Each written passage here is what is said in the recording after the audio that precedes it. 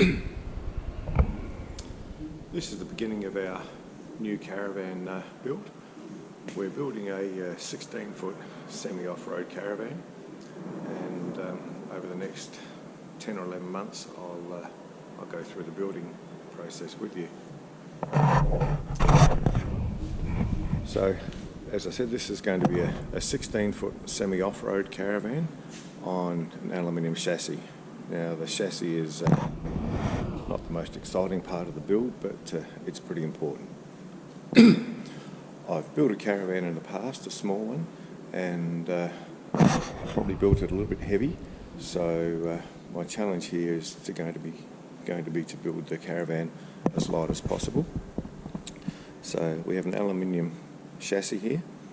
It's been my work over the last few days.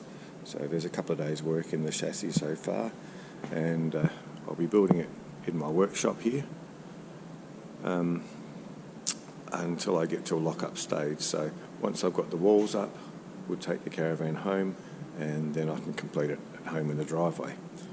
So the chassis has been designed by, there's a couple of guys around the corner from here. They have a business building aluminium off-road caravans, camper trailers, and some very cool expedition vehicles.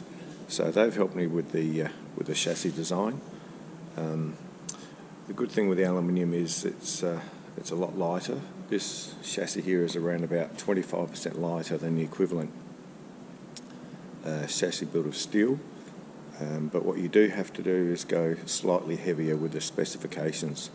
So the main chassis rails here are 150mm by 75mm by 6mm thick RHS.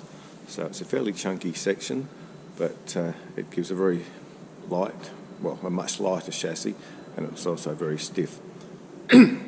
So the chassis is sitting on some 2.5 ton tandem axle rocker suspension. I've gone for leaf spring suspension rather than independent because well, it's cheaper to start with, and it's a little bit easier to repair if you do need repairs somewhere around the country. Tandem axle is a little bit unusual for a 16-foot van, but I built a van before that we only have a single axle on that, and we had a component of the suspension fail. It could have been pretty nasty. We got out of it okay, but I wanted to make sure, as we're going to be doing some longer trips, that we have some built-in redundancy here. So even if something happens with one axle or one axle assembly, that we still have a second one that you'll be able to limp home with.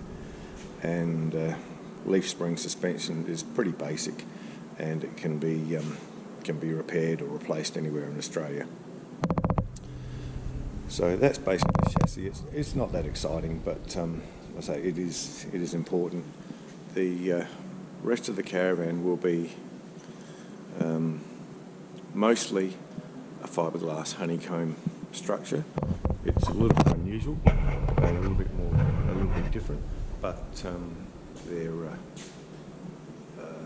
fiberglass and resins are things I'm used to working with, so it'll give a nice monocoque structure, but also fairly light.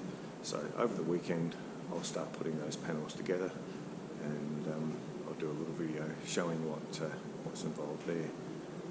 It's exciting to be able to start building the structure rather than just this part. But we have around about 10 or 11 months to build the van, so I should be able to show you most of the stages. We have a trip planned in August next year. Caravan and her sisters have organised a trip for us, so we'll be driving to Coffs Harbour and then up to Queensland with family. And for us, it'll probably be around a 5,500 kilometre trip. So it will give us an end date and keep me moving. So that's it for today. Over the weekend, I'll start on I'll get the base down on the chassis now that I have a nice flat surface to work with, and start on the fiberglass and honeycomb panels.